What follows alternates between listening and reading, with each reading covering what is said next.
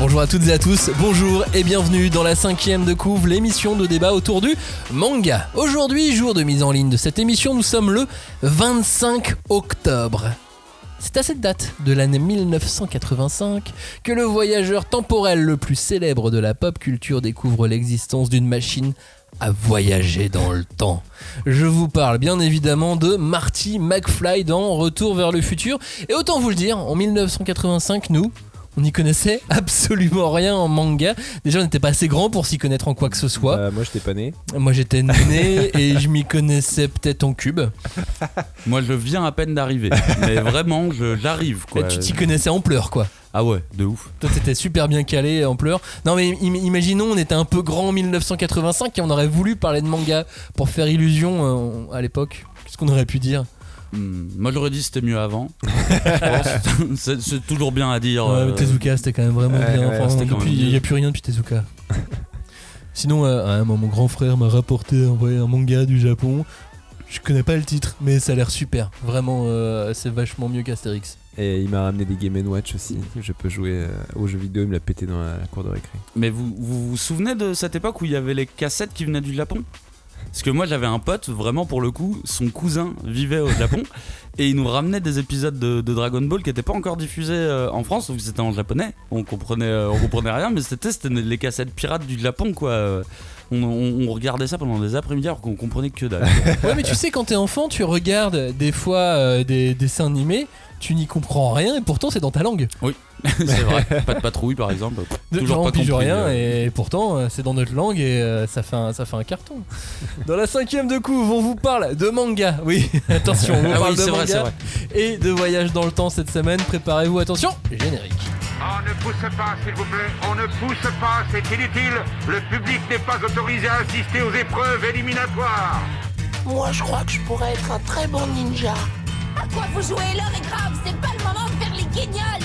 Mais on n'a rien d'autre à faire, on peut pas sortir. On va leur faire notre attaque secrète, l'attaque de la Tour Eiffel, ils vont rien comprendre. Et il faudra aussi parler des dessins animés, notamment des dessins animés japonais qui sont exécrables, quoi, qui sont terribles. Oh, les bâtards! Oh, this you crazy mother... Rebonjour et re-bienvenue. Cette fois encore, nous allons charcuter, découper, disséquer et aimer les mangas de voyage temporel dans la 5e de couve. Lui, il était aussi autour d'une table ronde et il a fait le voyage exprès pour vous. Sire Cagnard, bonjour à vous, chevalier. Bonjour à vous, chevalier Maximilien. C'était une bonne époque, la table ronde, tout ça? Très peu pour les Sarrasins. Mais en vérité, il fallait être brave pour affronter cette époque. Tu parles des galettes en Bretagne? Oui. C'était pas encore à ce moment-là? Une galette saucisse. Tant que c'était au beurre salé, ça va.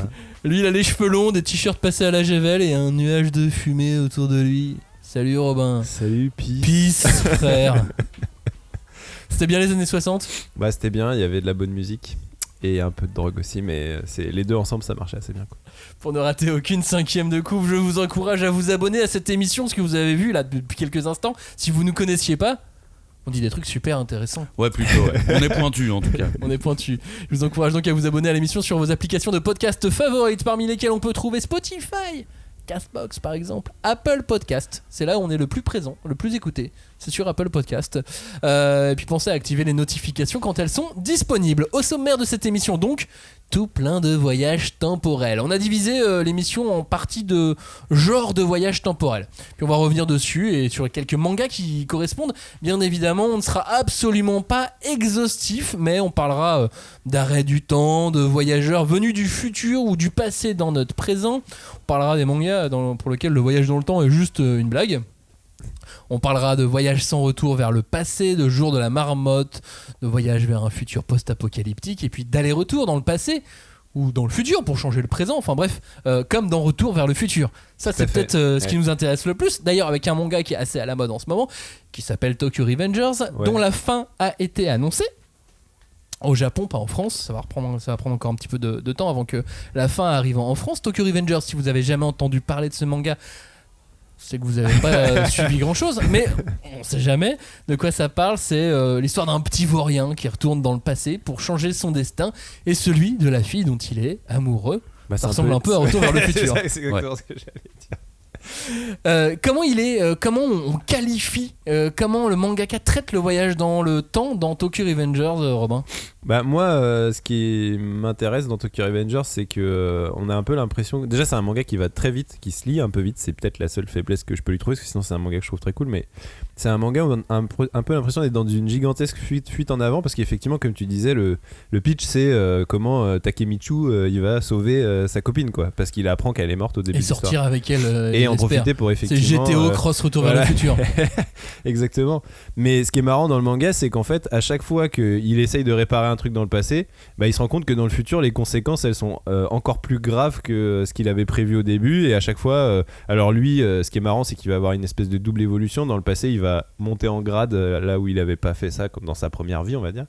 Mais dans le futur, à chaque fois qu'il va monter en grade, ça va entraîner des conséquences de plus en plus dramatiques. Donc ce qui est assez rigolo, c'est que ça offre un peu un potentiel d'arc narratif. Alors tu dis que la fin est proche, mais en vrai il aurait pu continuer pendant très longtemps, parce que il pouvait très bien dire bah là il a changé un truc, bah ça a encore foutu le bordel dans le futur, donc il va falloir qu'il y retourne, machin. Et c'est ça que j'aimais bien, c'est qu'au final on sait pas où ça va s'arrêter, quoi.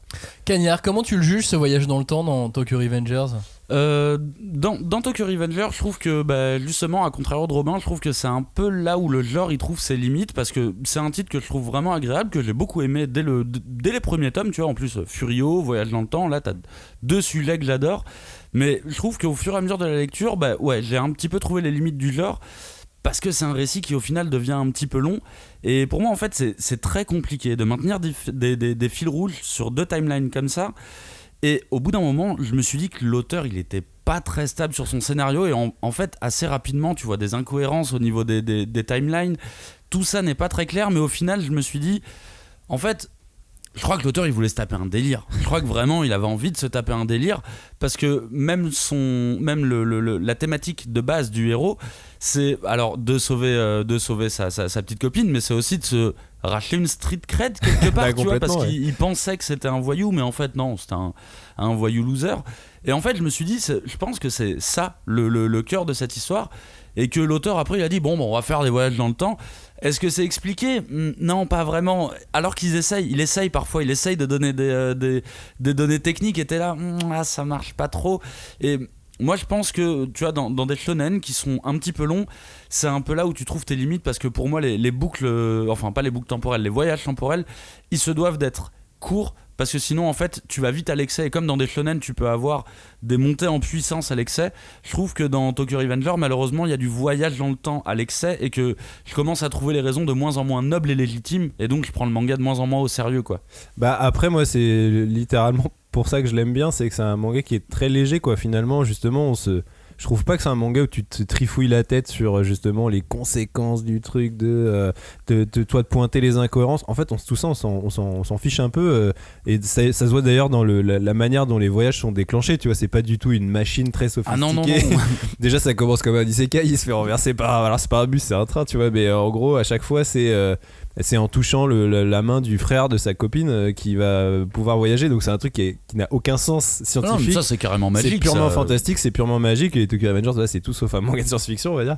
Et du coup, en fait, c'est ça l'enjeu du truc, c'est que finalement, le héros, comme tu le disais, en fait, il cherche jamais vraiment à savoir pourquoi il a ce pouvoir. Lui, il veut juste. Il a pas le temps. Déjà, il a pas le temps, et c'est surtout, il veut juste apprendre à comment s'en servir au mieux pour essayer de à la fois réparer sa propre vie et puis sauver celle qu'il aime, quoi. Mais c'est un truc vraiment globalement très léger, quoi. Moi je vais me retourner ma question. Je vous demandais comment le mangaka là dans Tokyo Revengers traitait le voyage dans le temps. C'est plutôt comment le voyage dans le temps a facilité la vie du mangaka, parce que oui, je pense sincèrement qu'il avait envie de parler de cette époque. Oui, complètement. Je pense que c'est ça, effectivement. Et qu'il pouvait pas faire un manga, qu'il n'avait pas forcément d'idée de manga qui se déroulait dans cette époque qui était acceptée par ses éditeurs. Il s'est dit ok, et si c'était un mec qui allait dans le passé? Ouais, et puis là ça marche. Je pense qu'aussi quand tu vois dans les interviews du gars, a priori il vient un peu de ce milieu-là aussi, tu vois, il était rabatteur et tout pour des Club. Et je pense qu'il a un peu, malgré tout, dans ce qu'il veut dire, c'est genre c'était bien cette époque, et l'époque d'aujourd'hui elle est moins bien, et en gros ce dialogue entre les deux époques dans son manga, c'est un peu aussi pour illustrer ça, quoi. Donc Tokyo Revengers aux éditions Glénat. Manga suivant, et ça on en parle assez régulièrement dans cette émission, celui avec beaucoup d'allers-retours dans le passé ou dans le futur pour changer le présent. Ce manga s'appelle Psyren. Psyren, c'est l'histoire d'un petit vaurien qui obtient cette fois une carte téléphonique qui lui permet de voyager dans le futur, un futur qui est très loin de lui convenir, Cagnard, parce que c'est la merde.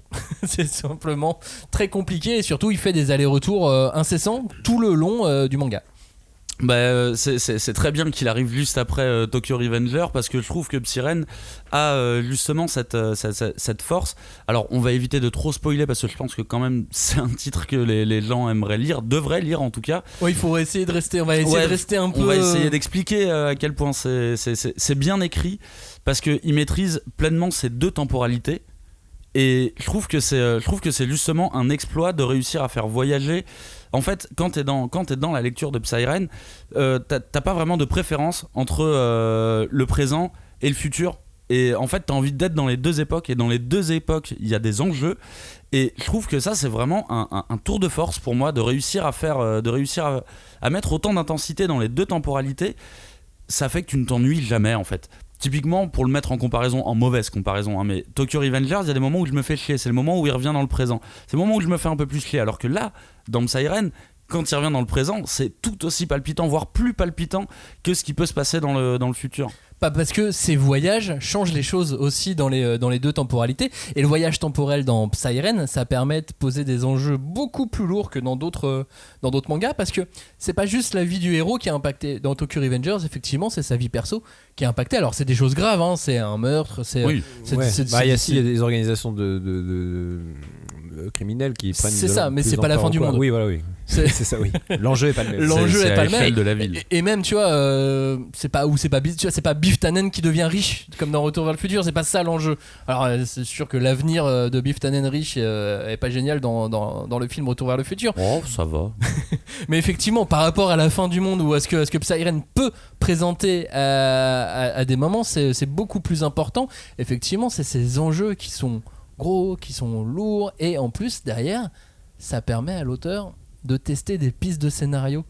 Tu sais, je le vois un peu comme ça, genre, et si en fait mon scénario allait dans telle direction, et il fait 2, 3, 4 chapitres dans cette direction, et en fait non, on revient et on repart dans une... Je sais pas, je trouve ça assez créatif aussi pour lui, pour Toshiaki Iwashiro de pouvoir se lancer comme ça dans des théories, dans des pistes. C'est juste une impression que j'ai. Mais il y a pas que ça en plus. Mais je suis d'accord avec cette petite impression d'expérimentation de la part de l'auteur, on va dire, parce que il y a le voyage dans le temps d'une part, mais il y a aussi les pouvoirs qui sont très intéressants dans Psyren. Alors là, on sort du champ de la temporalité. Alors, oui et non, parce que justement, les voyages temporels, ça lui permet de booster des personnages sans passer par les phases un peu longues. Exactement. Des mangas d'action, d'entraînement, de machin. Finalement, on les voit pas tant que ça, les entraînements. Ça correspond à voir Naruto dans le tome 1 et 2 pages après, voir Naruto à la fin de Naruto avec la puissance de Naruto. Et vraiment, tu t'alternes comme ça et les montées en puissance sont assez ouf, et surtout ça devient un enjeu scénaristique pour toi aussi, parce que quand tu vois un perso, tu te dis ah putain, mais je veux trop voir comment il va évoluer, et il est il est pas avare là-dedans, au contraire, tu sens qu'il aime ses persos, qu'il veut tous les mettre en avant, et surtout toute la bande des gamins. Oui, mais tu vois, il les traite tous avec le même respect aussi, et il y a vraiment un truc sur la temporalité qui maîtrise. Enfin, tout est logique quand tu vois les gosses et quand tu vois les versions plus vieilles. En fait, c'est logique, c'est complètement logique. Et le voyage du temps fait effectivement entièrement partie du manga Psyren. D'ailleurs, on va en reparler dans quelques instants, parce qu'il y a 2 types de voyages dans le temps dans Psyren. Je vais plutôt changer de manga maintenant et partir sur ni du shonen, ni de la fantasy ou du fantastique. Là, c'est de la vraie SF avec Blue Hole ou Blue World, la suite de Blue Hole. On en a déjà parlé à plusieurs reprises dans ces émissions. Blue Hole, c'est quoi ? C'est des vauriens influents et puissants qui des petits vauriens ou des vauriens ? Des très grands vauriens là, des vauriens politiques qui cherchent un pont entre le présent et le passé pour y envoyer tout ce dont on ne veut plus. La déchetterie, la pollution. Mais non, mais ils ont joué à Zalem. Ici, on se sert du voyage dans le temps pour souligner la bêtise humaine et la bêtise des hommes actuels, tu vois. Et c'est ça que j'aime beaucoup dans cette utilité du voyage dans le temps, parce que ça te donne un pitch, un scénar assez improbable, mais tellement improbable qu'il en devient réaliste, parce que il souligne tellement la bêtise de ces décideurs, de ces gens influents, que ça en deviendrait crédible. Ouais, et puis c'est littéralement ce qu'on fait avec nos déchets dans l'espace. Hein. Oui, c'est ça, mais alors quelle idée. tu envoies ta pollution dans le passé. Et tu te dis, mais c'est pas grave, parce que nous, dans notre timeline, ça va. Ouais. Mais tu sais, en fait, mais t'en sais rien en fait. C'est très fort, voilà. C'est fort parce que c'est plausible. Ça pourrait être une idée de politique actuelle et c'est pour ça qu'il faut lire, faut avoir lu Blue World et la suite Blue World qui est pas moins bien. C'est juste que du coup t'as pas la petite claquouille que t'as, la surprise du début, ouais. Parce qu'on est toujours sur des politiciens véreux, bien débiles. Dernier manga de ce côté de cette partie aller et retour, c'est Erased. L'histoire d'un jeune garçon qui n'est pas un vaurien. Cette fois. Et qui retourne dans son passé afin d'empêcher un meurtre. Puis il revient dans le présent. Ah non, ça marche pas. Puis il retourne dans le passé et ainsi de suite. Voilà, ça c'est Erased. Excellent manga aussi, Cagnard. Ouais, c'est un titre qui est assez sympathique parce que pour le coup, il utilise le voyage dans le temps dans le cadre d'un thriller, d'un policier, et du coup ça donne un autre aspect aux indices que tu peux semer d'un point de vue temporel. Du coup il est vraiment intéressant ce titre, et puis il est court, il se lit rapidement. Et par contre, il y a un truc qui m'avait vraiment fait chier dans la lecture, c'est que bon, t'as le premier voyage dans le temps, là, il revient quand il est petit, il fait son enquête, il mène et tout. Et vers la fin du manga, je me suis dit, putain, ça, je l'ai jamais vu pour le coup. Il fait un deuxième voyage dans le temps, il revient à cette époque, mais il a oublié ce qui s'est passé. Et je me suis dit, waouh, c'est super nul pour le lecteur du coup, parce que en fait, il y a plus que le héros qui sait pas ce qui s'est passé, mais toi, tu sais, le meurtrier, il sait. Et je me suis dit, c'est perturbant, pourquoi t'as fait cette faute-là ? Je me suis dit, peut-être qu'ils ont voulu rallonger un petit peu la sauce, tu vois, remettre un petit coup. Il y a un petit peu de ça, puis il a voulu aussi, comme c'est un manga où, tu sais, au fur et à mesure, tu chopes des bribes à droite, des bribes à gauche, tu résous l'enquête en même temps que le héros. Et donc, en tant que lecteur, tu peux avoir oublié des choses puisque t'es dans un magazine, c'est tous les mois, machin, tu vois ce que je veux dire ? Et donc, l'idée était peut-être aussi de faire un petit comme un petit faux rappel. Épisode 0 avant la conclusion. C'est pas très bien. Faut pas faire ça. Du coup. On lui dira si tu veux. Ça c'était pour Erased. Voilà, on a fait 10 minutes sur cette première partie des allers-retours façon retour vers le futur finalement. Oui, complètement. Ouais. Mais maintenant, il y a d'autres voyages dans le temps, les voyages vers un futur post-apocalyptique. Là, alors dans le cinéma, on en connaît un paquet, et dans le manga, figurez-vous qu'il y en a aussi un paquet. On va reprendre avec Psyren. Oui. Je vous refais pas le pitch. Et dans Psyren, son premier voyage dans le temps, c'est dans un futur post-apocalyptique qui fait bien mal au cœur.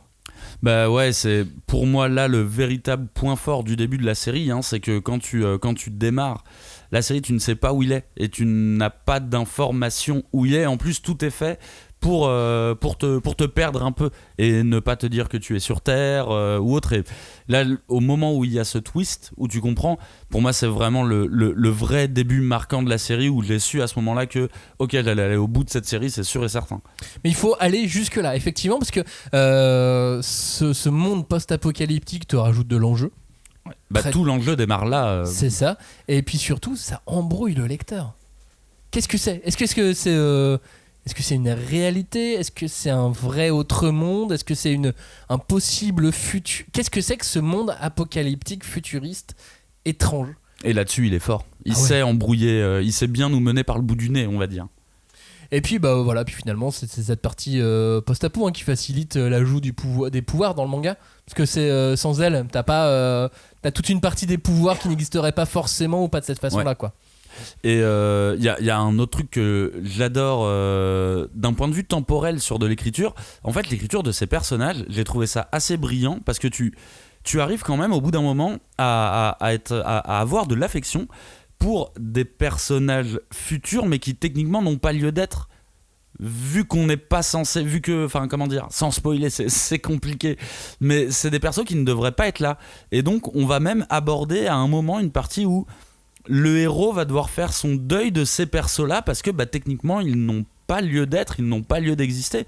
Et je sais que quand j'avais lu ça, je m'étais dit putain, c'est vachement profond. Alors c'est un truc de débile de dire ça, mais là c'est marrant, c'est ce truc de je ne devrais pas m'attacher à des persos qui sont dans une réalité pas fictive, mais c'est dur sans spoiler. Mais en tout cas, c'est ça pour conclure sur Psyren. D'un côté, on a donc les allers-retours vers le futur, entre le futur et le présent, pour corriger des choses, parce que finalement, dans tous les mangas avec des allers-retours entre présent et passé et futur, c'est pour corriger des choses. Chaque fois dans Tokyo Revengers, c'est pour corriger, bien sûr, ainsi de suite. C'est toujours une histoire de correction. Et là, en plus, on l'ajoute au futur post-apo, où là, tu peux plus rien corriger, puisque c'est la fin du monde. Oui, faut juste faire en sorte que de survivre. ce futur, de l'éviter. ou alors faire en sorte que Et là, en plus, ce futur n'arrive pas. Quoi. Ça se combine. Ce futur est-il arrivé dans le voyage de Ryu ? Le voyage de Ryu, c'est un manga qui n'est plus disponible malheureusement. En numérique, je crois qu'il est encore, en numérique, mais en librairie, il est difficile à trouver. Le voyage de Ryu, c'est donc l'histoire de Ryu, un voyageur spatio-temporel qui se crache sur une étrange planète qui est à la fois post-apocalyptique et familière. Et c'est là que son voyage commence. Ouais, bah là en fait on est un peu sur un modèle type, moi je dis La planète des singes, alors le film de Schaffner, hein, le vieux film de 68. Bon, je vais un peu spoiler pour les gens qui l'ont pas vu, mais bon, a priori, on sait un peu le twist de La planète des singes, c'est effectivement que le principe c'est que c'est des gens qui arrivent sur une planète où les singes sont devenus aussi intelligents que les humains, mais en fait on se rend compte à la fin du film que cette planète c'est la Terre, c'est juste que c'est un futur. Et effectivement le voyage de Ryu c'est exactement la même structure, c'est un peu un mélange entre ce que vous venez de dire sur Psyren, enfin ce que disait Cagnard sur Psyren, le twist du fait qu'en fait on se rend compte qu'on est sur Terre, mélangé avec ce que tu disais sur Blue Hole qui est un peu avertir le lecteur et le prémunir des dérives de l'humanité, comment elle peut mener à sa perte, parce qu'en fait le voyage de Ryu c'est comprendre qu'il a jamais quitté la Terre, qu'en fait il est revenu sur Terre et qu'en fait la Terre elle est devenue invivable ou inhabitable, enfin en tout cas hostile à cause des dérives de l'humanité, parce que, et bon, surtout là c'est un discours très anti-nucléaire par rapport notamment au traumatisme japonais, mais voilà, là c'est vraiment utiliser le voyage dans le temps pour effectivement sensibiliser peut-être sur l'humanité et les parts sombres de l'humanité. Et je pense que c'est quelque chose qui revient beaucoup dans les mangas de SF, cette sensibilisation. Même le voyage dans le temps est dans plein de typologies de mangas, mais sur ceux qui sont vraiment SF, c'est quelque chose qui revient, c'est un vrai marqueur, ça, cette sensibilisation. Bah ouais, je pense, et puis et d'autant plus dans des mangas de cette époque-là, avec ces auteurs qui ont connu justement le traumatisme nucléaire et tout, donc il y a un truc vraiment, parce que là c'est un manga d'Ishinomori, on l'a pas dit, mais c'est un mangaka voilà, qui a connu un peu tout ça, Bien sûr. Et donc forcément la SF, elle a toujours eu cette portée un peu politique, et bah quand les auteurs de mangas qui ont vécu des choses atroces l'utilisent, c'est un peu pour dire aux générations futures faites attention quoi. Et t'as pas que spoilé le film de La planète des singes, t'as aussi spoilé le bouquin. Mais non, parce que le bouquin c'est pas tout à fait bon, c'est un peu le même twist de fin. Il peut le spoiler aussi. C'est un peu le même twist de fin, sauf que le bouquin ne se passe pas sur Terre. C'est vrai. C'est à la fin. C'est la différence, effectivement. Spoiler. Il l'a fait. Allez, changeons de manga. Toujours dans un voyage vers un futur post-apocalyptique, mais alors là, assez étrange avec ce thriller surnaturel. On en avait parlé dans la dernière émission des mangas oubliés il y a quelques mois. Ce manga s'appelle Sprite. Sprite nous plonge dans une aventure temporelle dans le Japon des années 2010. Et le temps attaque les humains, aspire leur durée de vie, aspire leur vie tout court. Et une seule solution, il faut fuir.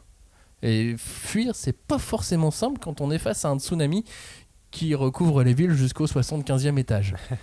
Et c'est un manga très particulier avec un traitement du voyage dans le temps qui lui aussi est assez inédit. Ouais, pour le coup, celui-là, tu sais, parfois j'ai même du mal à le classer dans les récits de voyage dans le temps parce que c'est une course en avant. Ouais, c'est ça. Et là, pour moi, on est vraiment dans les codes d'un survival où au final, effectivement, il change d'époque à plusieurs reprises au cours de la série, mais finalement, tu comprends vite que c'est dans les personnages principaux que va y avoir le plus grand danger. Est-ce qu'ils vont réussir à s'entendre ? Est-ce que l'un va pas essayer de pourrir l'autre pour essayer de se sauver ? Donc il y a vraiment ce truc de l'homme est un loup pour l'homme, tu vois, qui est assez habituel dans des récits de survival, mais là, ils ont déjà ça, et ils doivent apprendre à vivre avec eux.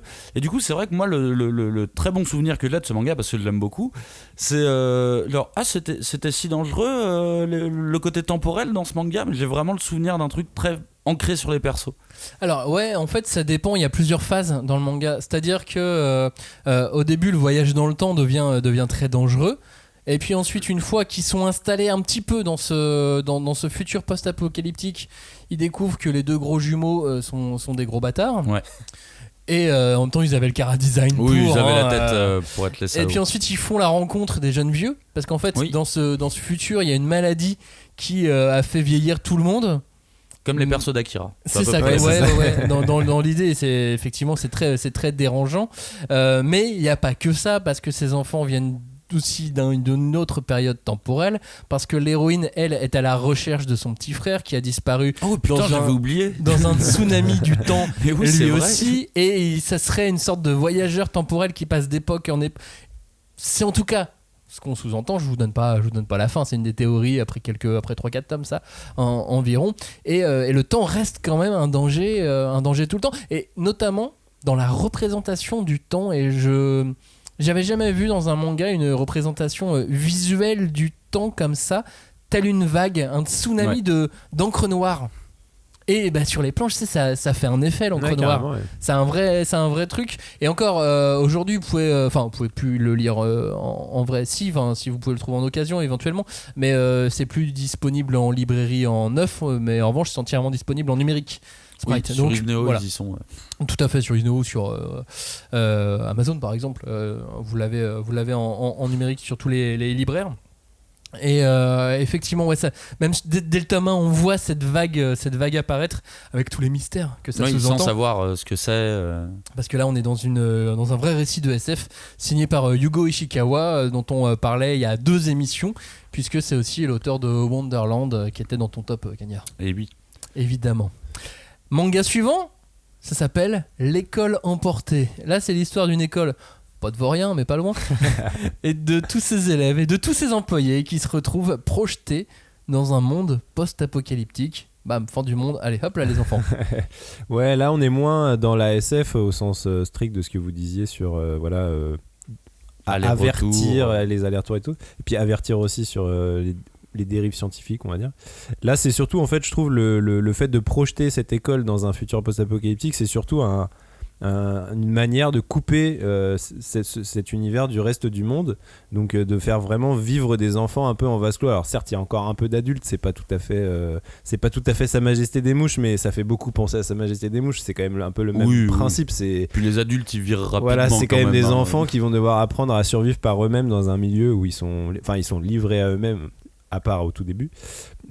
Encore que les adultes sont pas du tout les personnes les plus responsables de ce manga. Non, pas du tout. Et donc pour moi, le temps là, il sert surtout d'outil scénaristique pour couper cette école et ses enfants du reste du monde, quoi.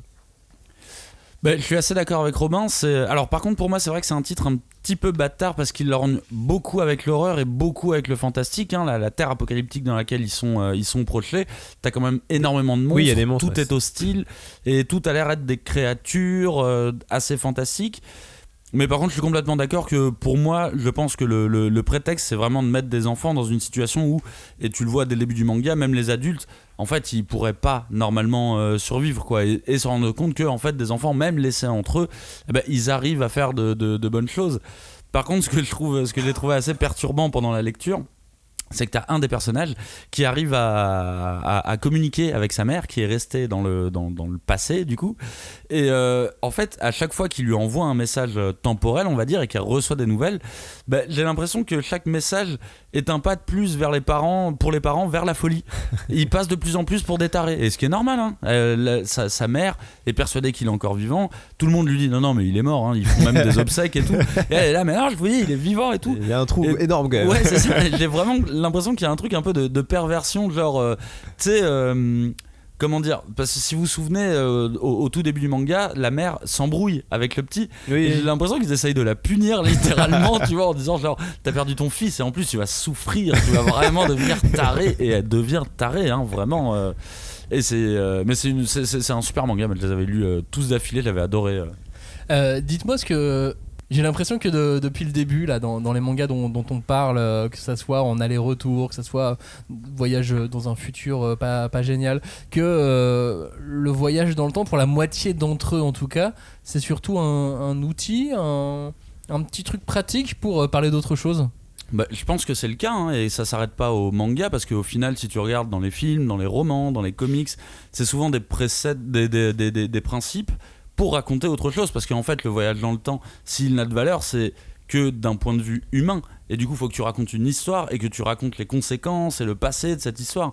Mais un récit de voyage dans le temps qui parlerait que de voyage dans le temps, ça serait pas possible, tu vois. Il faut forcément que t'aies une histoire à raconter. C'est celle-ci qui va être impactée par le voyage dans le temps. Les récits de SF sont techniques sur les voyages dans le temps. Bah en fait ça fait, je pense c'est aussi que c'est, déjà c'est utiliser une situation hors norme, c'est toujours très appréciable en fiction d'utiliser le hors norme pour parler de la normalité on va dire, mais c'est surtout que je pense que ça fait appel aussi c'est un fantasme, le voyage dans le temps c'est un truc, tout le monde fantasme là-dessus, c'est genre putain si je pouvais rater dans le passé, qu'est-ce que je réparerais de ce que j'ai fait, si je pouvais voir ce qui se passe dans le futur, tu vois, enfin c'est, tout le monde rêve de ça ou tout le monde a déjà fantasmé là-dessus et évidemment quand t'es créateur d'histoire t'as possibilité de faire rendre ça réel entre guillemets quoi, donc c'est forcément ça donne envie quoi. En parlant de manga hors norme, est-ce qu'on peut parler de 5 minutes forwards ? Je le dis en franglais en plus. 5 minutes forwards, parce que c'est l'histoire d'un lycéen qui peut visiter une fois le futur. Et ce qu'il voit n'est que désastre. Mais surprise, ce qu'il voit, ça n'arrive que 5 minutes dans le futur. Est-ce que c'est vraiment un manga de voyage temporel ? Est-ce qu'on peut vraiment parler de manga avec voyage dans le temps dedans ? Et est-ce qu'on peut parler de futur flippant ? Bah oui, parce que en fait, ok, il s'avère que le futur en question est très proche, mais ça reste le futur, tu vois. Et en plus, par rapport à la catégorie dont on vient de parler, c'est littéralement un futur. C'est pas un futur post-apocalyptique, c'est un futur apocalyptique. C'est-à-dire que c'est un moment où l'apocalypse arrive.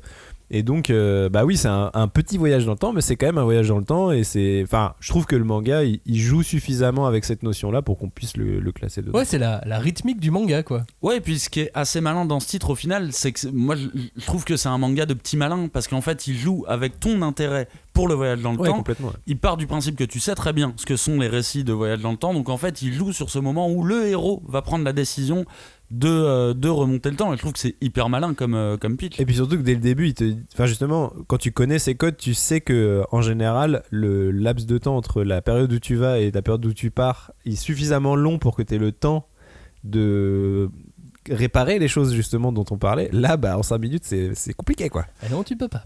5 minutes forward, si vous l'avez pas encore lu, c'est à découvrir aux éditions Kana. Et puis tout à l'heure, l'école emportée, c'est aux éditions Glénat. À noter que 5 minutes forward est un récit très court. Donc l'école emportée est maintenant aussi très court parce que ça a été recompilé, mais voilà, c'est deux récits qui ne sont pas très longs. Si par exemple je vous dis salut les campeurs, haut les cœurs, habillez-vous, ça caille aujourd'hui. Qu'est-ce que vous me dites ? Sony et Cher. I got you, babe. Évidemment, on parle de Jour de la Marmotte. Alors, Jour de la Marmotte, c'est le nom d'un film. Même pas. Enfin, si, en VO, c'est. En VO, d'accord. VO, oui. En français, c'est Un jour sans fin. Jour sans fin. Un jour sans fin en VO, enfin en VF, pardon. Et donc ça a donné en fait une sorte de catégorie pour nous, mais même en fait quand on en parle avec quiconque aime la science-fiction ou ce genre de choses bizarres, ça lui évoque toujours quelque chose. Ça a créé. C'est la référence de toute façon. Voilà. Ouais, c'est le concept. Il a ce nom-là maintenant. C'est ça. Le jour de la marmotte. Donc le jour de la marmotte, c'est quoi ? C'est une journée qui se répète, qui est sans fin, comme le titre de la version française. Et donc ces journées se répètent sans cesse. Et une seule personne en général.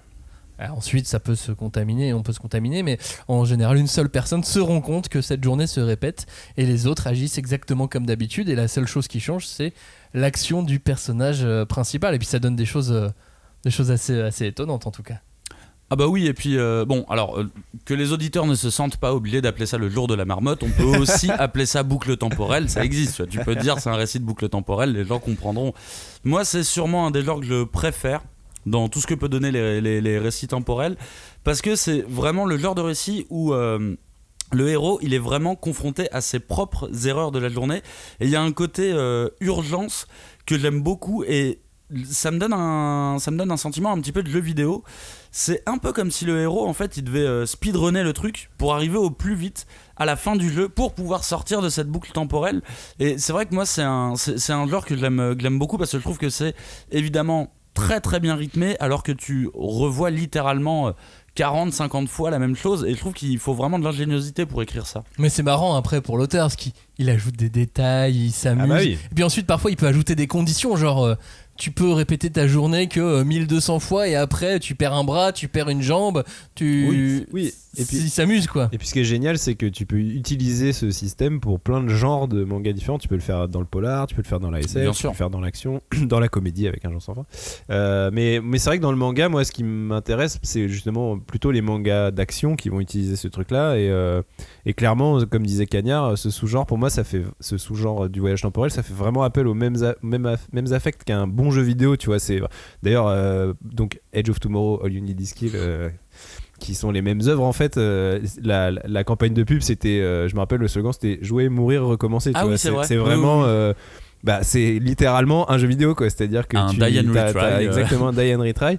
Et ce qui est super cool, c'est effectivement ce fait de voir un peu en temps réel le héros XP à mesure qu'avance l'histoire quoi. Il y a presque un truc méta-initiatique là-dedans quoi. C'est vraiment genre à la fois il apprend et en même temps toi t'apprends avec lui. Enfin je sais pas, il y a un jeu avec le lecteur qui est un peu du même registre que l'expérience que t'as quand tu joues à un jeu vidéo quoi. Et puis moi ma petite cerise sur le gâteau dans ce type de récit là, c'est quand le lecteur ou le spectateur n'a pas de notion du nombre de renaissances qui a déjà eu lieu.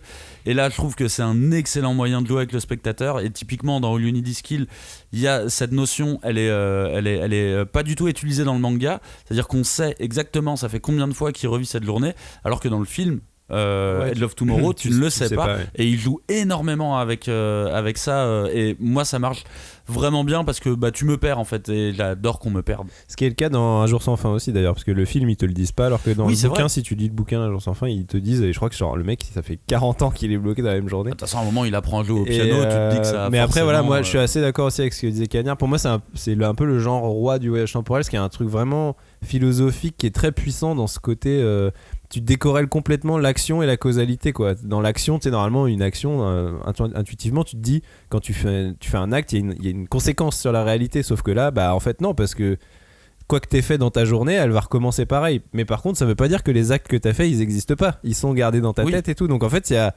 ce fait de jouer avec justement cette notion de l'action. Et alors le manga qui est un médium qui joue beaucoup sur justement ce truc de l'action, je trouve qu'il y a un jeu sur la philosophie de ça et en même temps la mise en scène qui est très très intéressant. Il y a un manga qui joue là-dessus et en partie qui s'en détache, c'est Time Shadows.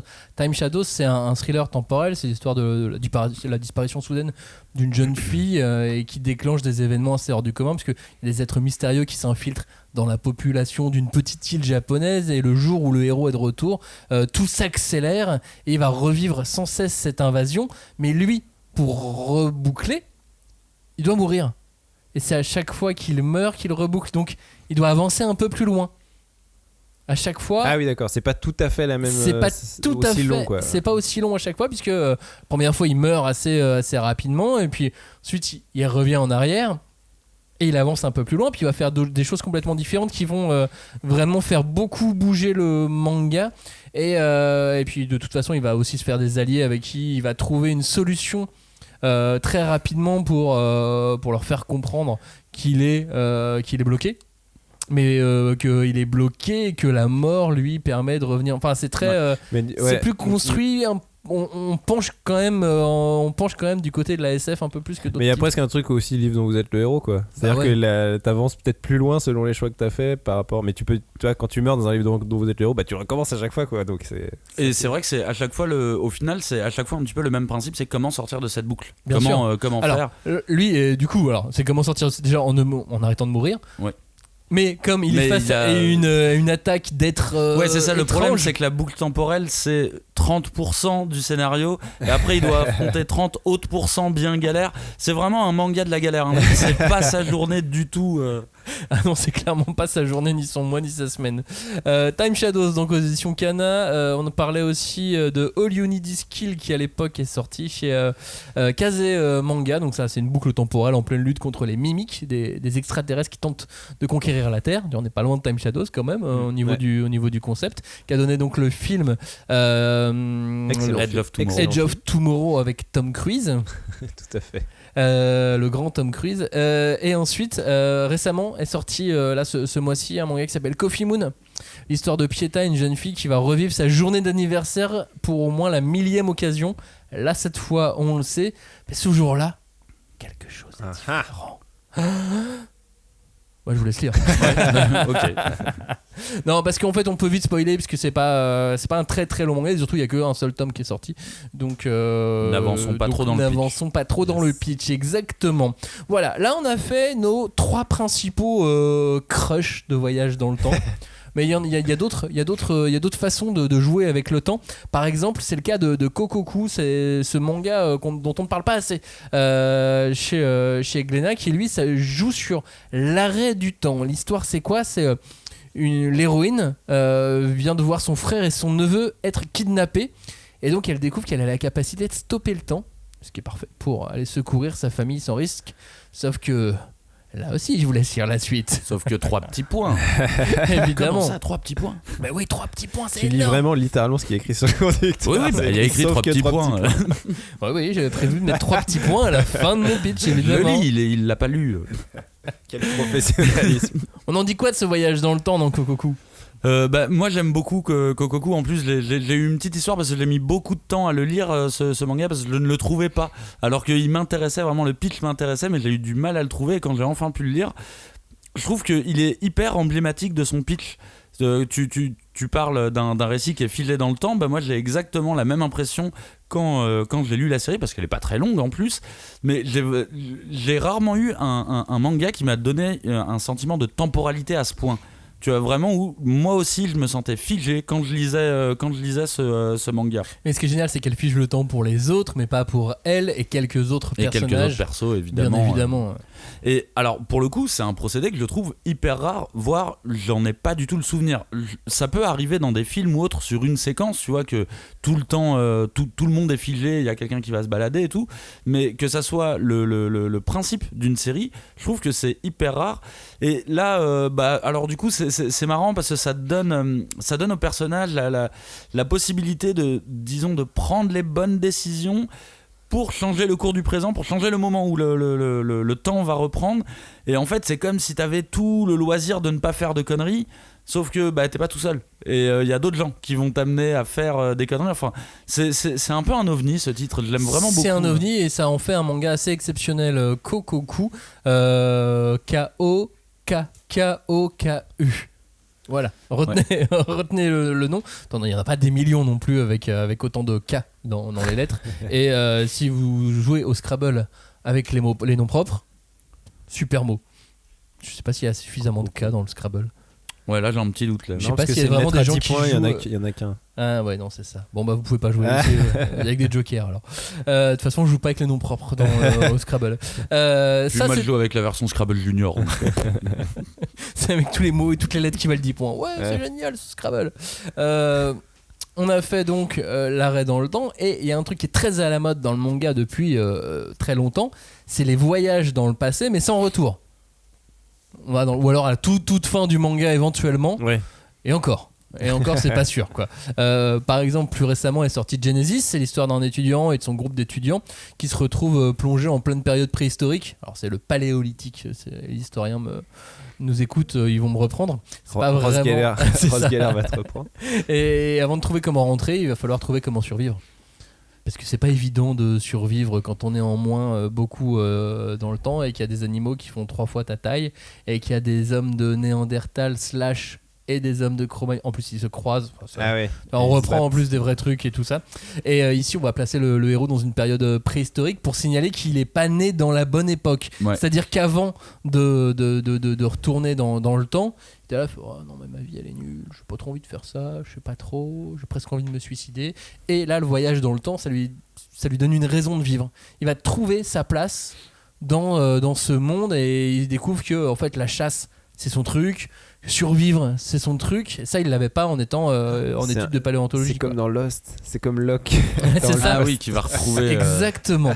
Et du coup le voyage dans le temps dans Genesis, c'est aussi l'occasion de donner des vraies infos sur cette période de l'histoire. Ah c'est un manga qui est fait pour les fans de préhistoire, et que tu sens que l'auteur il est un peu fan, et que c'est pour ça qu'il te donne la possibilité au personnage de vivre à l'époque qu'il préférait quoi. Oui, parce que c'est des étudiants en paléontologie, oui, donc forcément. Et puis l'auteur c'est Koji Mori, celui qui reprend Berserk. Celui qui est très fort pour écrire des bouquins sur les raisons de vivre. On va Bah, dire, c'est parce que ça. Suicide Island, c'était déjà ça. Et Genesis, c'est exactement ça. Comment retrouver cette raison de vivre? Par le voyage dans le temps. Et Berserk, Et ce dans sera ça un, aussi. dans un voyage vers le passé, mais sans retour possible. En tout cas, là où j'en suis moi dans ma lecture, le retour n'est pas encore possible. Peut-être que je me trompe sur la suite du manga. Ça, on le verra. Genesis, c'est aux éditions Vega Dupuis. Un autre manga qui est dans cet esprit. En parlant de Miura, c'est Oro. C'est ça.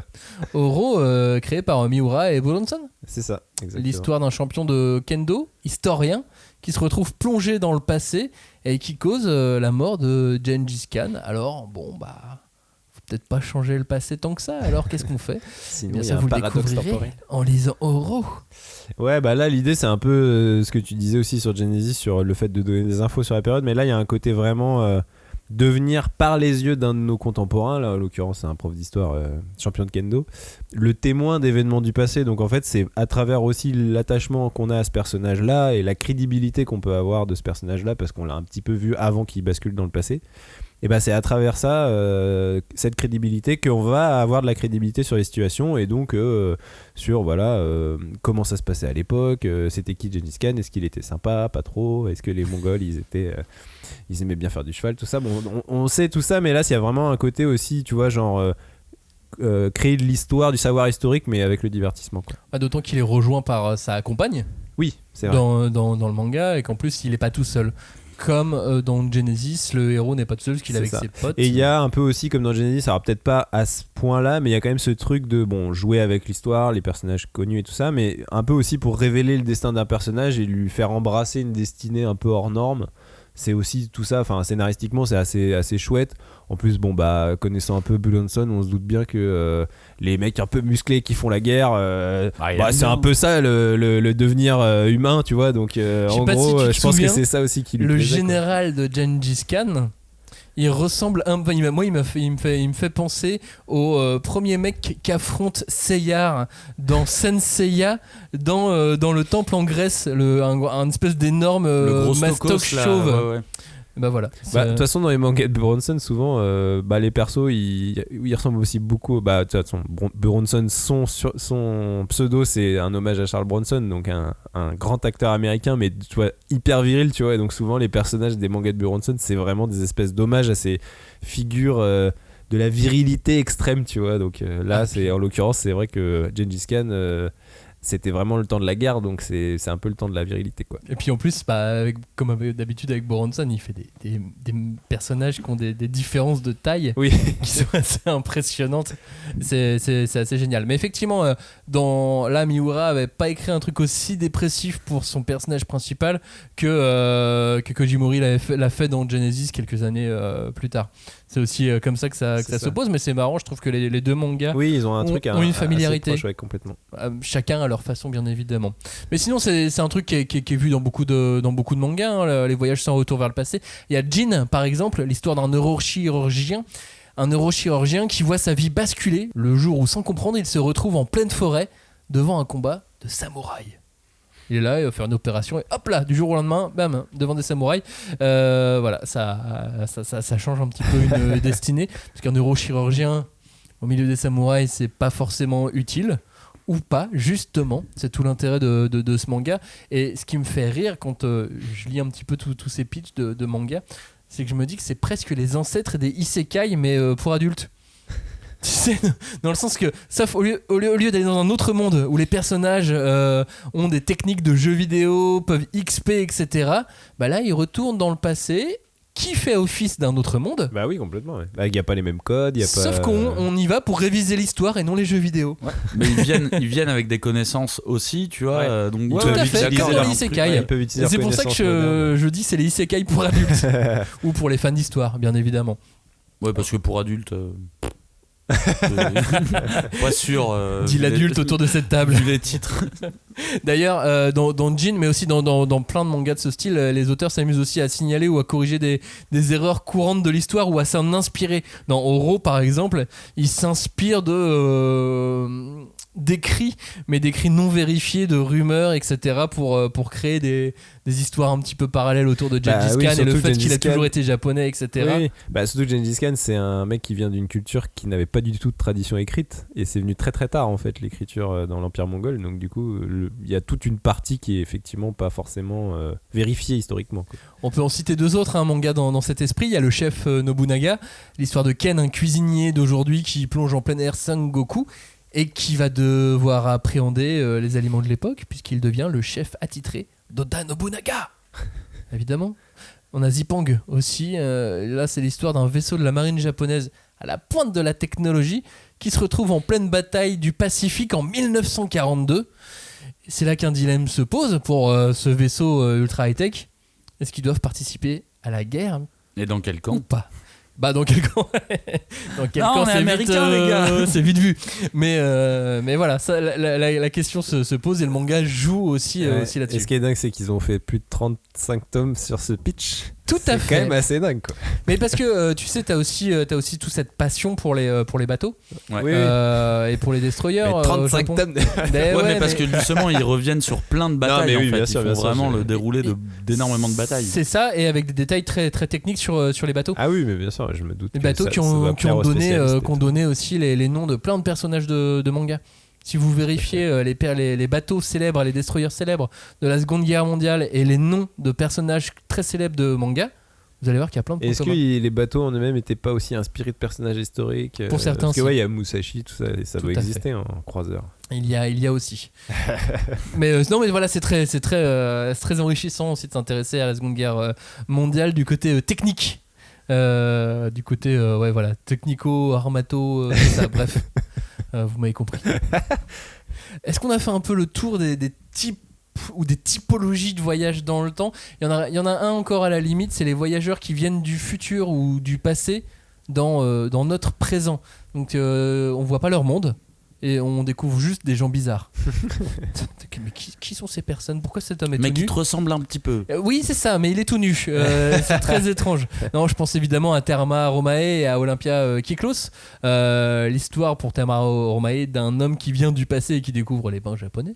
Pour l'un, tandis que dans Olympia Kyklos, on est avec un artiste qui vient du passé dans différentes époques japonaises. Et c'est forcément très drôle puisque on joue sur le décalage, quoi. Bah c'est ça, ouais. Pour moi là, c'est vraiment le décalage temporel. Il est surtout ici prétexte à créer des quiproquos, de l'absurde, de l'humour et un peu de savoir historique aussi, parce que finalement, alors je disais avec Oro, on était témoin du passé, mais là en fait c'est un mec du passé qui est témoin de notre présent, mais du coup c'est une manière aussi de, par ses yeux, nous communiquer des informations sur le passé. Après, clairement, le pouvoir du héros, donc sa capacité à voyager dans le temps, c'est pas un truc qui va spécialement s'illustrer dans l'évolution du scénario, des enjeux, etc. C'est plus vraiment un mécanisme humoristique, quoi. C'est ça, et dans Olympia Kyklos, c'est assez marrant puisque du coup, quand il retourne dans son présent à lui, il revient avec des choses qu'il essaye de transmettre, des techniques picturales. Parce que par exemple, dans le tome 2 ou 3, je sais plus, il croise Osamu Tezuka. Oui, c'est vrai. Et lui, il fait de la peinture sur poterie, donc forcément, ça lui fait quelque chose, ouais. ça l'inspire et il va essayer de travailler là-dessus. Et c'est aussi là que les décalages sont assez rigolos. Après, on en a d'autres, hein, des mangas comme ça. Par exemple, Man in the Window, malheureusement, c'est un manga qui est en pause aujourd'hui depuis au moins 3 ans. Mais c'est assez dommage, c'est l'histoire d'un petit vaurien qui vient du futur pour se donner des conseils à lui-même afin d'avoir un meilleur avenir. Là, on est vraiment dans l'ego trip total. Ouais.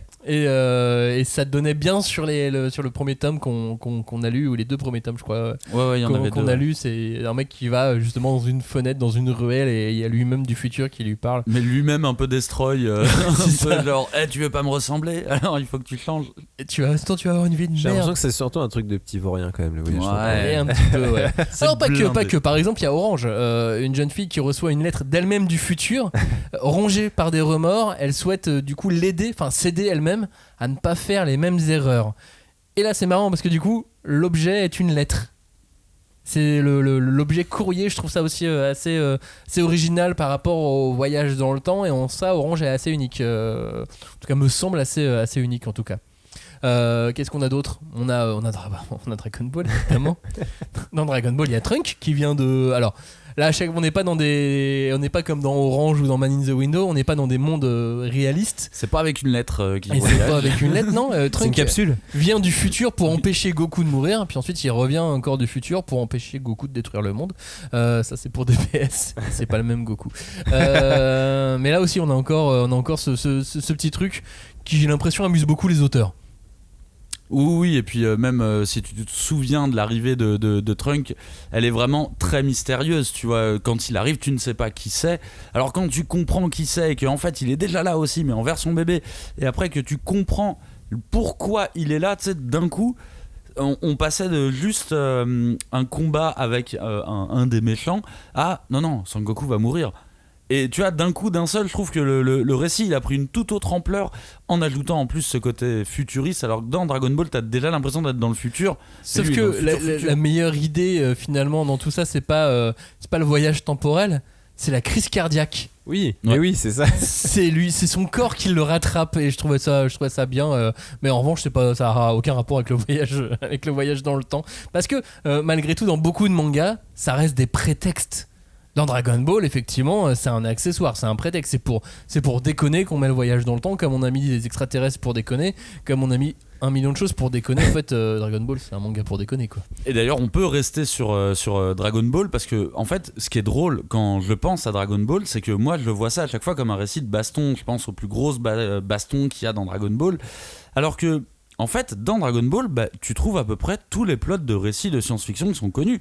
Donc t'as le voyage dans le temps avec Trunk, comme tu le dis, mais dans ce même cycle, t'as des cyborgs, t'as des créatures génétiquement modifiées, et au final, on mélange avec ça encore en plus, t'as du folklore plus fantasy, plus fantastique. T'as les dieux, t'as les démons, et je trouve que t'as c'est le dieu de la destruction. Ouais, voilà, mais même au niveau de... Merde, comment on s'appelait, tu sais, dans l'arc de Boo, il y a Dabra, tu vois, qui est le roi des démons. T'es là, genre quoi, des démons je trouve que c'est un joyeux bordel, et en même temps, j'ai l'impression qu'il a essayé de rendre hommage à plein de plots de science-fiction. Donc, je trouve ça beau au final, parce qu'il s'encombre pas avec des trucs trop techniques, mais il aime ça se voit. Ouais, parce que c'est ça, moi j'allais dire, c'est qu'au final, là, si on reprend l'arc de Trunks du futur, dans Dragon Ball, c'est quand même un arc, je trouve, qui est fait avec beaucoup de sérieux, quoi. C'est quand même un arc qui est vachement bien construit narrativement, c'est hyper limpide. Bon, ça c'est un peu la Toriyama's touch, quoi. Quand il était sur son A-game, Toriyama, de toute façon, il était intestable, il faisait des trucs, tout passe avec lui, parce qu'en fait il est tellement fort en narration et tout que il peut te faire passer les trucs les plus énormes, tu t'en fous, c'est tellement fluide et tellement naturel à lire que ça passe. Mais là je trouve qu'en fait il y a une vraie fluidité, une vraie limpidité du récit, et un savoir-faire quand même, tu vois. C'est pas juste pour rigoler, quoi. Il y a quand même un truc, le jeu sur les deux temporalités, les enjeux, les climax dramatiques et tout ça fonctionne très très bien sur un genre qui est globalement très casse-gueule, quoi. Le voyage dans le temps, on en a parlé, les incohérences, il y en a plein et tout. Dans Dragon Ball, au final, les incohérences, bon, peut-être tu t'en fous un peu, parce qu'au final, ce qui compte, c'est la bagarre, tu vois, mais c'est pas un truc qui est choquant dans l'arc de Trunks. Personne n'a jamais pointé les incohérences de cet arc, enfin, j'ai pas trop souvenir. Non, j'ai pas de souvenir. Et c'est pour ça, je trouve que c'est quand même un tour de force. Après, Dragon Ball Super, bon, là, c'est un autre délire, quoi. Et encore, parce que dans Dragon Ball Super, c'est là où il fait intervenir la brigade, qui est là pour réguler tous les problèmes de temporalité et de multivers. Ouais, mais je trouve que ça rajoute un peu de bordel. Ça rajoute du bordel, mais finalement il le traite sérieusement, dans le sens où il met une police qui est censée réguler ses propres bêtises d'auteur. Mais ce que j'aimais bien dans l'arc de Trunks, c'est que malgré tout, c'était concentré sur les personnages principaux. Il n'y avait pas un truc genre d'enjeu supérieur, d'autorité galactique, machin. C'est vrai que sur Dragon Ball Super, c'était une histoire humaine malgré tout, quoi, tu vois. Ouais, c'est sûr. On pourrait faire des heures sur Dragon Ball et le voyage dans le temps. Pour Eden Zero et le voyage dans le temps, on pourrait faire beaucoup moins long. Parce que dans Eden Zero, ce qui est donc dans le dernier manga de Hiro Mashima, je pense que l'auteur voit ça vraiment comme un prétexte, puisqu'à un moment donné, on a une planète qui est sur une autre timeline en quelque sorte, ce qui permet d'introduire un personnage dont on avait parlé, mais une version jeune du personnage qui va rejoindre l'équipe en version jeune. alors que sa version âgée existe aussi par ailleurs et connaissait les personnages par ailleurs. Voilà, mais c'est marrant parce que c'est le premier manga que je lisais où je voyais l'auteur prendre un personnage narrateur, donc globalement pour parler lui-même et dire vous prenez pas la tête sur les voyages temporels, moi j'ai juste mis ça pour déconner. Ouais. Et c'est... En fait, je trouve ça j'ai du respect pour lui d'avoir fait ça. Genre, oh, ok, ne vous emballez pas. J'ai cru que vous vous emballiez dans... tout doux. Ouais, de toute façon ça existe pas les gars. Donc, ouais, voilà, c'est bon, non, mais c'est marrant. Et ben voilà, j'aime bien aussi Mashima pour ça, parce qu'après, il l'avait fait dans d'autres mangas, il a fait des ellipses, tu vois, mais il a pas fait forcément du voyage temporel, si dans Rave peut-être. Bah justement, dans Rave, c'était là où je voulais aborder le cas de l'ellipse temporelle, parce que je sais qu'on parle de récits de voyage dans le temps, mais je trouve que l'ellipse temporelle, elle a sa place aussi. Parce que... déjà, c'est un voyage dans le temps clip qui ne nécessite aucune machine ou aucun concept de SF. Et je trouve que c'est un concept qu'on voit dans énormément de shonen au final et qui ne traite pas du tout de science-fiction. Et dans Rave, typiquement, t'as une ellipse temporelle qui va te faire avancer dans plusieurs années. Et je trouve que ce qui est intéressant dans le concept d'ellipse temporelle, c'est que si tu prends un récit de voyage dans le temps classique, en fait, si le héros voyage dans le temps, c'est lui qui va se confronter avec les autres personnages qu'il connaît et qui ont changé du coup parce qu'on est dans le futur. Alors que là, dans le cas de l'ellipse temporelle, le héros, lui, il a vécu toutes ces années. Donc en fait, l'ellipse temporelle, elle est adressée au lecteur. Et c'est ça que je trouve hyper intéressant, c'est que toi, en tant que lecteur, tu vas voir comment ton personnage, ton héros, comment lui, il a évolué. Et je trouve que... c'est toi qui voyages dans le futur et pas les personnages. Exactement. Le personnage, lui, il vit dans le présent, de toute façon. Mais toi, par contre, en tant que lecteur, tu voyages. Et je trouve que c'est hyper intéressant. Et surtout que c'est un procédé qui est utilisé au final. Dans Naruto, t'as une ellipse. Dans One Piece, t'as une ellipse. Dans Dragon Ball, au début, t'as une ellipse aussi. Dans l'Attaque des Titans. Et en fait, c'est un procédé qu'on a un petit peu tendance à oublier. Mais pour moi, je le classe littéralement dans les voyages temporels aussi, mais pour le lecteur. Mais on a fait une émission d'ailleurs au sujet de l'ellipse temporelle dans l'Attaque des Titans, si vous voulez la réécouter. Après, pour moi, dans Rave, il y a quand même vraiment littéralement un arc ou une partie du manga qui parle de voyage dans le temps. Parce que c'est un peu ça rejoint ce que disait Cagnard tout à l'heure sur Dragon Ball, c'est que Rave c'est vraiment un espèce de manga fourre-tout quoi. Enfin c'est un truc de fantasy à la base, mais très vite tu te rends compte que t'as des villes où il y a de la science-fiction, il y a des technologies machin, et au bout d'un moment ça se met à parler d'univers parallèles, de futurs alternatifs avec le destin d'Ellie et comment son pouvoir influe sur le futur et tout. Ça parle même de flèches du temps, et ça c'est vraiment un truc propre au shonen quoi, cette espèce de décomplexion totale sur le mélange des genres. Alors tu t'en parlais pour Eden Zero aussi, c'est un truc je pense Mashima il kiffe en fait utiliser ça parce que c'est un espèce de truc de tout est possible quoi. Tu peux vraiment produire des arcs narratifs à l'appel avec ça, mais il y a quand même en vrai un vrai arc et un vrai passage dans Rave qui est un voyage temporel, et pour moi ça nous offre un des plus beaux climax dramatiques de la série. C'est alors je vais pas spoiler, mais les gens qui l'ont lu savent qui est Sigart, et Sigart, voilà, il y a quand même une espèce de climax dramatique de ouf avec ce perso lié à effectivement ce voyage temporel. Donc c'est vraiment là l'auteur qui a su utiliser ce procédé narratif pour vraiment créer quelque chose, des émotions et incarner des personnages et tout quoi. Et puis il y a de toute façon, je pense que les Japonais ils ont trouvé le meilleur truc à ce niveau-là, c'est-à-dire tu veux mélanger la fantasy et la science-fiction, très bien, j'appelle ça la magie du temps. Et voilà, t'as un concept de science-fiction avec de la magie, de la c'est space bon, fantasy. Qui existe aussi dans bien sûr, dans la littérature young adulte ou même dans la littérature jeunesse tout court. Le voyage dans le temps, on l'a aussi à la base d'un autre manga, parce qu'en tout début d'émission on parlait de Tokyo Revengers qui allait bientôt se finir. Il y en a un autre qui va se finir un petit peu plus tôt en France que Tokyo Revengers, c'est Dr Stone, et là on commence par un voyage dans le temps très très très très très très long. Ouais, bah en fait c'est ça, c'est le manga commence sur un arrêt de l'humanité et une projection dans un futur extrêmement lointain où la nature reprend ses droits, et en fait c'est ce qui permet aux auteurs d'installer l'enjeu du manga qui va devenir effectivement comment on rebâtit une civilisation humaine à partir de zéro. Alors là il n'y a pas un voyage temporel à proprement parler, c'est une ellipse effectivement, parce que voilà, ça va être aussi parce que on a affaire à un héros qui est dans un futur, on pourrait dire post-apocalyptique, c'est pas vraiment le cas, mais en tout cas dans un futur hostile puisque l'humanité n'existe plus. Et en fait, le héros va utiliser ses connaissances du passé pour accélérer la marche du progrès et donc rebâtir cette civilisation dans ce nouveau monde qui lui est offert. Donc il n'y a pas un voyage proprement dit, mais il y a quand même cette espèce de dialectique temporelle entre les deux époques, avec passé et futur qui se confrontent. Et puis aussi via le spin-off Byakuya, là il y a vraiment une partie du manga en tout cas qui parle littéralement du passé, quoi. Et de technologie, à un endroit où il n'y en a plus, etc. En parlant de manga et de magie du temps, de la magie du temps, il y en a dans un manga qui s'appelle Ragna Crimson, qui est un isekai de fantasy plutôt sombre. Ouais, dark fantasy. Ouais, c'est ça. Et alors, en plus, c'est un genre à part dans les isekai. Vous savez, on dit souvent que les auteurs japonais, les éditeurs japonais, les observateurs japonais mettent un petit peu des noms et des termes sur chaque chose. Bah, tu vois, par exemple, c'est un isekai à part où le héros est super balèze de base. Mais dans Ragna Crimson, c'est lui-même qui se donne ses propres pouvoirs. Ouais. Complexe du grand-père, on repart à Time Paradox. Ghostwriter. Voilà, c'est ça. Je l'avais perdu. Trop de mots anglais. Dont on parlait il y a combien d'émissions on en parlait il y a 3 émissions avec Johnny dans les mangas de la rentrée. Voilà, c'est ça. Ghostwriter Time Paradox. C'est ça le nom. Donc il y a 4 mots anglais, quoi. C'est ça. C'est trop compliqué. Dont un titre de Polanski. Tout à fait.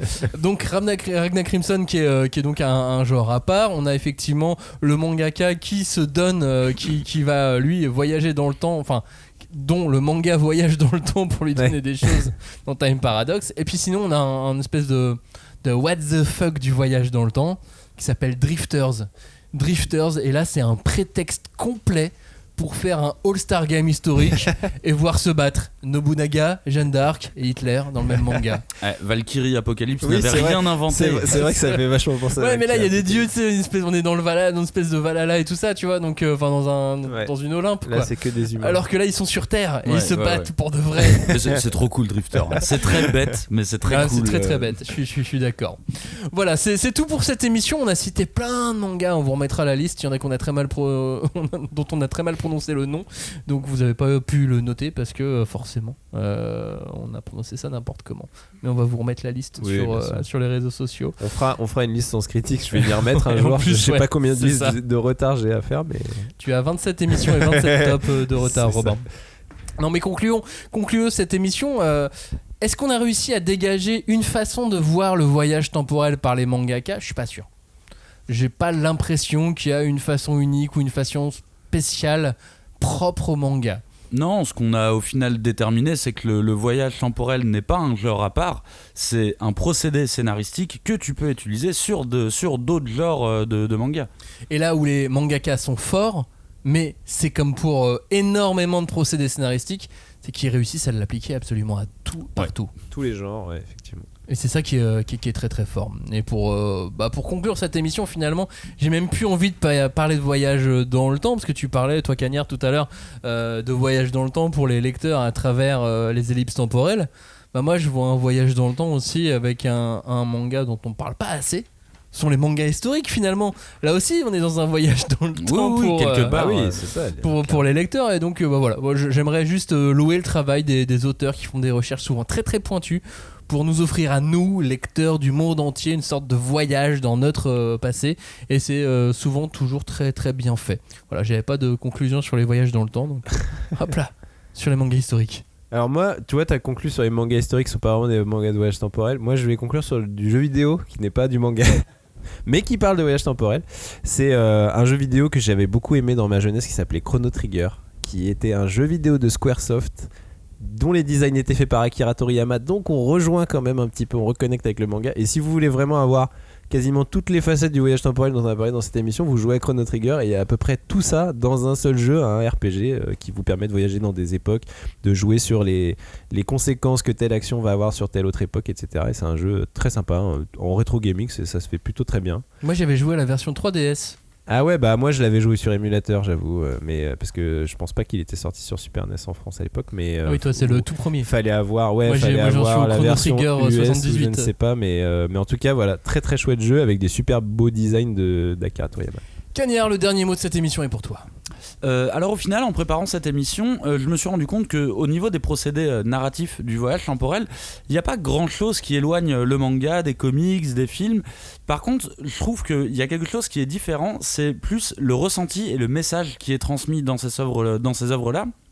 Et dans les autres pays justement, alors pour moi j'ai l'impression que la règle dans les récits de voyage dans le temps en Occident, c'est plutôt qu'il ne faut pas essayer de réparer les erreurs du passé, mais plutôt apprendre à vivre avec et ne pas se concentrer trop sur le passé. Tu vois, t'as l'effet papillon, poupée russe, t'en as plein de récits comme ça, alors que dans les récits japonais j'ai l'impression que ils n'ont pas cette notion d'abnégation.